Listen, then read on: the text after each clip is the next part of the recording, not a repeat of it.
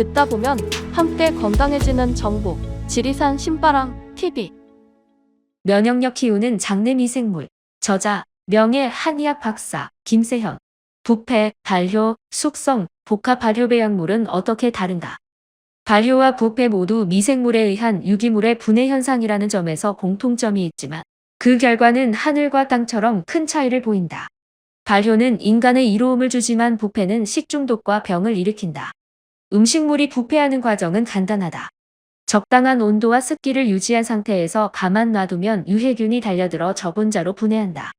부패한 식품은 악취를 풍기며 파리가 꼬인다. 발효는 특정 균류가 유기물을 분해하면서 효소를 내보내는 것을 말한다. 발효는 특정 분류가 식품에 잘 자리 잡을 수 있도록 적절한 환경을 조성해 주어야 가능하다. 발효는 썩는 게 아니기 때문에 발효식품은 특유의 구수한 향을 풍긴다. 먹을 수 있는 상태가 되는 것이다. 가령 배추를 습한 곳에 그냥 방치하면 유해균이 작용해 부패한다. 부패한 배추를 먹으면 식중독에 걸리거나 배탈이 난다. 하지만 배추를 소금에 절이면 유해균이 작용하지 못한다. 대신 공기 중에 떠다니던 유익균이 자리를 잡아 발효를 시작한다. 유익균이 작용해 발효된 배추를 김치라고 한다. 김치가 발효하는 데 있어 1등 공신은 무엇일까? 소금이다. 소금이 유해균의 활동을 막아 유익균이 자리 잡을 수 있도록 환경을 만드는 것이다. 세상의 빛과 소금이 되라는 성경 말씀은 남에게 도움을 주는 쓸모 있는 사람이 되라는 뜻이다. 치즈가 발효하는데도 소금이 필요하다. 우유를 방치하면 썩은 우유가 되지만 발효하면 체다. 고르곤졸라, 모차렐라, 브리, 에멘탈, 카망베르, 페타와 같은 맛 좋은 치즈가 된다. 치즈는 우유의 산을 첨가해 단백질을 응고시켜 만드는 일에서 출발한다. 이 우유 단백질 덩어리는 그대로 먹기도 하지만 소금을 첨가해 적절한 숙성 단계를 거치면 풍미가 살아있는 맛 좋은 치즈가 된다. 소금이 치즈에 잡균이 들러붙는 것을 막아 유익균이 활성화될 수 있도록 돕기 때문이다. 발효 역사의 정점은 뭐니 해도 곡물 발효이다. 곡물 발효의 대표적인 예가 술이다. 쌀이나 밀을 발효시켜 얻어낸 알코올은 물이 부족한 지역에서는 식수 대신 사용되었고 흥겨운 잔치 석상에서는 분위기를 돋우는 감초 역할을 했다. 어느 나라든 그 나라의 전통주를 가지고 있을 정도로 곡물 발효는 역사가 깊다. 그냥 먹어도 좋은 콩을 발효시키면 된장이나 청국장 같은 발효식품이 된다. 동북아 지역에서는 콩을 발효한 음식으로 장 건강을 지켜왔다. 여기에 차간의 제품으로 탄생한 것이 시중에서 판매하는 효소식품이다. 일본에서 가장 먼저 현미, 옥수수, 콩 등을 발효시켜 효소를 추출하기 시작했는데 이것이 효소식품의 원조인 곡물 효소이다. 그렇다면 숙성이란 무엇일까? 숙성은 글자 그대로 시간을 들여 익히는 과정이다. 불로 익히는 게 아니라 미생물이 작용해 식품의 풍미를 증가시키는 것을 말한다. 부패한 음식을 두고 숙성시킨다는 말은 하지 않는다. 숙성은 발효에 들어가기 직전 혹은 발효가 순조롭게 이루어지는 시간을 말한다. 발효 음식은 맛이 깊고 향이 좋은데 이것이 바로 숙성의 효과이다. 치즈, 김치, 와인은 지역에 따라 만든 사람에 따라 맛이 각기 다르다. 숙성에 관여하는 유익균의 종류가 다르기 때문이다. 숙성은 어떤 기술자가 얼마의 시간 동안 어떻게 관리했느냐가 관건이다.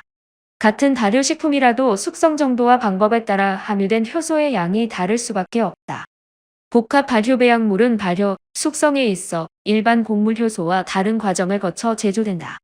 한번 발효된 식품을 다시 발효시키는 것을 중복 발효라고 하는데 앞에서 말했듯 발효를 중복하면 효소의 양이 폭발적으로 증가한다. 일반 곡물 효소의 경우 제조 단계에서 쌀이나 콩을 뜨거운 열풍으로 건조시킨다. 이러한 열풍 건조 방식은 식품이 가진 영양소를 파괴시켜 효소가 제 기능을 발휘하기 어렵게 만든다. 하지만 복합 발효배양물은 저온, 저압, 다차원이라는 특별한 발효 기술을 바탕으로 만들어진다. 낮은 온도, 낮은 압력에서 식품을 건조 배양하니 식품의 영양소가 온전히 살아있을 뿐만 아니라 인체 대사에 효과적으로 작용한다. 이런 차이는 왜 생겼을까? 일반 효소가 설탕을 촉매제로 사용한다면 복합 발효배양물은 곡류를 사용해 발효에 들어간다. 곡류는 당이 주성분이면서 설탕에는 들어있지 않은 미네랄을 다량으로 포함하고 있다. 각종 질환을 치유하는 신비의 물질은 이때 만들어진다. 여기서 알아야 할 것은 효소는 비타민, 미네랄과 같은 조효소와 함께 섭취해야 활성도가 올라간다는 사실이다. 그 신비의 물질은 특정 효소, 특정 미네랄이라기보다 미네랄과 효소가 결합하며 만들어내는 제3의 물질이라고 보는 게 옳다. 그렇다면 다차원 발효는 1차 발효와 어떻게 다를까? 다차원이란 말 그대로 식품을 여러 차례 중복 발효시킨 것이다. 이 과정에서 효소의 숫자가 대폭적으로 늘어나는데 단일 곡물을 발효하는 게 아니라 곡류의 해조류를 혼합하거나 생양류를 혼합하여 제조한다. 좋은 식품에 좋은 식품이 더해지니 효능이 기하급수적으로 올라갈 수밖에. 특히 해조류는 과학으로 해명하지 못하는 수많은 물질을 함유하고 있어 지구상에서도 가장 영양가가 높은 식품으로 꼽힌다. 이처럼 몸에 유익한 해조류를 그냥 먹으면 흡수율이 30%에도 미치지 못하지만 발효해서 섭취하게 되면 80%까지 흡수율을 끌어올릴 수 있다. 복합 발효 배양물은 생양류, 해조류, 곡류 외 꽃가루, 버섯류, 조개분까지 중복 발효시킴으로 보다 다양한 질환을 보다 빨리 치유시키고 있다. 이와 관련해 일선에서 환자들을 맞이하는 한의사들의 도움이 적지 않았다. 1200여 명의 한의사 회원을 두고 있는 대한발효해독학회는 본초 강목, 동의보감에 등장하는 다양한 약재와 식품을 복합 발효배양물로 만드는 데 큰 도움을 주고 있다. 효소란 무엇인가? 시중에서 판매하는 효소의 가장 단순한 형태가 소화제다. 보통 식체, 소화불량, 복부 팽만감 등의 증상을 완화하기 위해 소화제를 복용하는 데 구성 성분을 살펴보면 비오디아스타제, 리파아제, 프로테아제 등으로 이루어진 것을 알 수 있다. 음식물을 소화시키는 것은 효소의 일부 기능일 뿐 전적인 기능이 아니다. 효소가 인체 내에서 맡은 역할은 무궁무진한데 소화 외에도 흡수, 분해, 배설, 항염, 항균, 해독, 살균, 혈액 정화, 세포 생산, 세포 부활 등 인체 활동 전반에 관여하고 있다. 효소를 생명의 열쇠라고 하는 것도 바로 이런 이유 때문이다. 인체에 작용하는 효소의 종류만 해도 300만 종이 넘는데 놀랍게도 이들이 하는 일이 각기 다르다고 한다. 인간이 아무리 노력해도 인체가 필요로 하는 효소를 전부 만들어내는 일이란 불가능하다. 하지만 인체는 이 모든 것을 다 해결할 수 있는 마스터키를 가지고 있다. 원형 엔자임이 그것이다. 효소가 생명의 열쇠라면 원형 엔자임은 효소 중의 효소, 열쇠 중의 열쇠라고 할 수 있다. 원형 엔자임은 소화가 필요할 때는 소화효소로, 대사가 필요할 때는 대사효소로 변한다.